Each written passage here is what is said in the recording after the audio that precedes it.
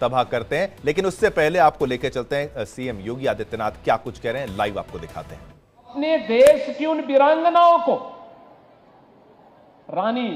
महारानी लक्ष्मीबाई, वीरांगना उदा देवी, वीरांगना झलकारी बाई, वीरांगना अवंतीबाई के नाम पर पीएसी की 3 नई बटालियन का गठन करके और उत्तर प्रदेश पुलिस बल में 20% अनिवार्य आरक्षण की व्यवस्था उत्तर प्रदेश की बालिकाओं के लिए करते हैं, तो ये उसी अभियान का हिस्सा है जिस अभियान को प्रधानमंत्री मोदी जी ने बेटी पढ़ाओ बेटी बचाओ, बेटी बचाओ बेटी पढ़ाओ के माध्यम से, मातृ वंदना कार्यक्रम के माध्यम से और आज नारी शक्ति वंदन अधिनियम के माध्यम से जीवन के प्रत्येक क्षेत्र में उन्हें प्रतिनिधित्व देने का जो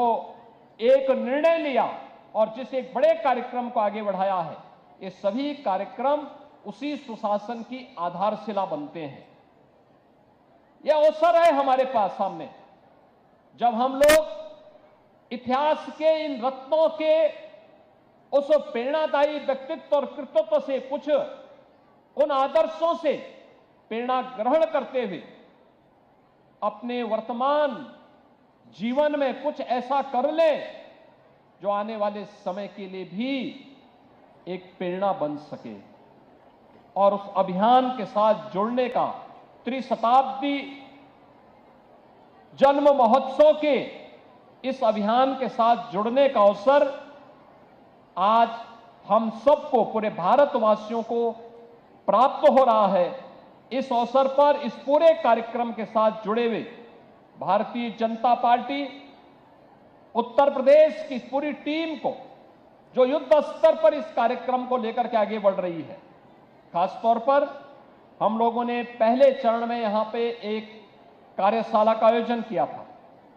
कार्यशाला के आयोजन के बाद हर जनपद में, हर विधानसभा स्तर पर, हर विकासखंड स्तर पर और अब ग्रामीण स्तर पर भी, सेक्टर स्तर पर भी एक कार्यक्रम युद्ध स्तर पर आगे बढ़ रहे हैं। अलग अलग प्रकार से इन कार्यक्रमों में आज यहां पर एक नई श्रृंखला इसमें जुड़ी है।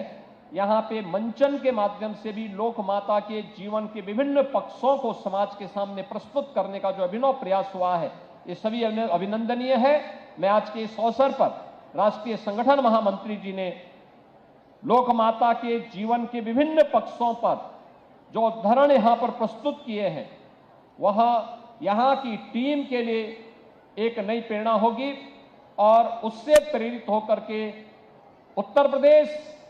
भारतीय जनता पार्टी और सरकार से जुड़े हुए लोग लोक माता के विभिन्न पक्षों को लेकर के समाज के बीच में जाकर के सामाजिक एकता के साथ साथ राष्ट्रीय एकता के अटूट गठबंधन को मजबूती प्रदान करने में अपना योगदान दे पाएंगे। इस अवसर पर मैं एक बार फिर से राष्ट्रीय संगठन महामंत्री माननीय श्री BL संतोष जी का, माननीय श्री यहां पर उपस्थित होलकर वंश से जुड़े हुए श्री उदयराज होलकर जी का और आप सभी का हृदय से मैं अभिनंदन करते हुए अपनी वाणी को विराम देता हूं। धन्यवाद। जय हिंद।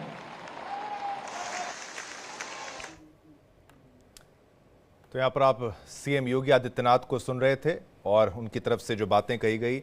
लोक माता देवी अहिल्याबाई होलकर जी को लेकर, और वो तमाम बातें। अब आगे बढ़ते हैं, वापस बाकी खबरों का रुख करते हैं। जिस तरीके से हम आपको बता रहे हैं